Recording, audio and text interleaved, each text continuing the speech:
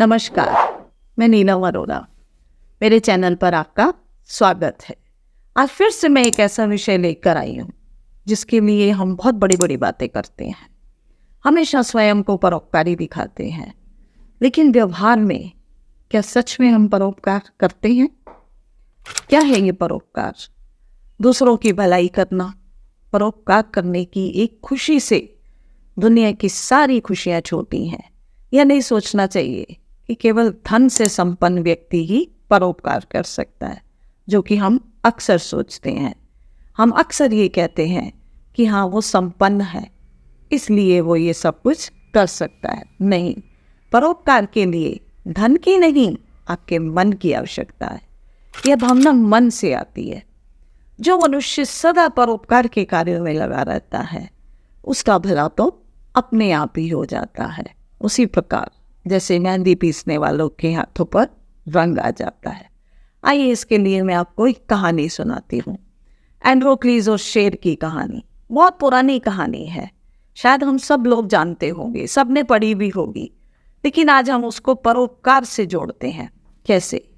एंड्रोक्लीज ये उस समय की कहानी है जब किसी अपराध को करने वाले को दंड मिलता था, और वो दंड क्या होता था कि उन्हें भूखे शेर के सामने छोड़ दिया जाता था।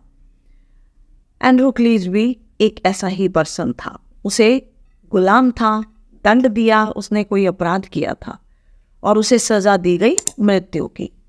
अब मृत्यु दंड के लिए उसको डाला जाना था, लेकिन वो भाग गया और भागते भागते एक जंगल में पहुंचा। जंगल में ऐसी जगह पहुंचा जहां एक शेर बैठा कर रहा था। शेर के पैर में कांटा चुभा था। एंड्रोक्लीज ने देखा कि मुझे तो वैसे भी लोग ढूंढ लेंगे और मार ही देंगे, मृत्युदंड दे ही देंगे, तो क्यों ना मैं परोपकार करूं, मैं इस शेर को इसके दर्द से बाहर ले आऊं। और उसने शेर तो उसे खा जाएगा, ये उसे मालूम था, लेकिन उसके लिए तो दोनों ओर ही मृत्यु थी। अब उसने परोपकार को चुना और शेर के पैर का कांटा निकाला। लेकिन शेर का पैर का जब कांटा निकल गया तो शेर ने तो उसको खाया नहीं और उसके साथ दोस्ती कर ली। अब वो दोनों दोस्त बनकर रहने लगे। लेकिन एंड्रोक्लीज को ढूंढने वाले आ गए और उन्होंने उसको ढूंढ लिया। उसको वापस उसके लिए मृत्युदंड की तारीख तय कर दी गई। अब उसे उसी शेर के सामने छोड़ दिया गया जिसके पैर का कांटा उसने निकाला था। लेकिन देखिए, पशु भी किए हुए उपकार को नहीं भूलता।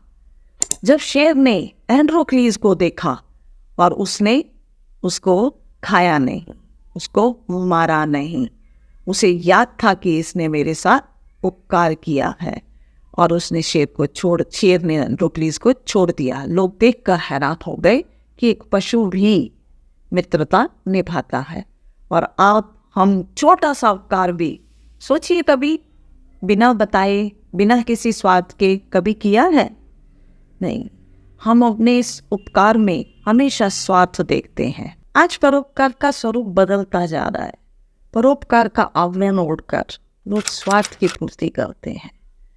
अक्सर देखा गया है, गरीबी हटाओ का नारा लगाकर नेता वोट खींचते हैं। गरीबों को ये दिखाते हैं कि वो उनके साथ परोपकार की भावना रखते हैं, उनके लिए बहुत कुछ करेंगे, लेकिन उनका उसमें स्वार्थ होता है, उन्हें वोट चाहिए। व्यापारी वर्ग आयकर में छूट पाने के लिए हॉस्पिटल खोलते हैं। परोपकार के पथ पर स्वार्थ के हानि लाभ का विचार किए बिना निरंतर बढ़ना चाहिए, तभी हमारा जीवन सार्थक होगा।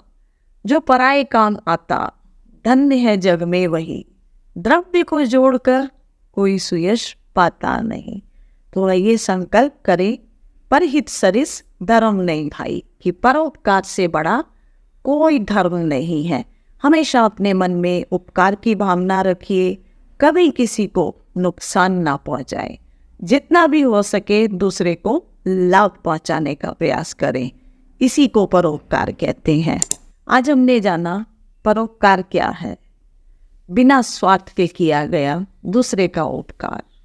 अगर आप मेरे विचार से सहमत हैं और आज आपने भी ये संकल्प किया है कि आप हमेशा अपने मन में परोपकार की भावना रखेंगे, सिर्फ वाणी में नहीं, मन में और हाथों से भी परोपकार करेंगे।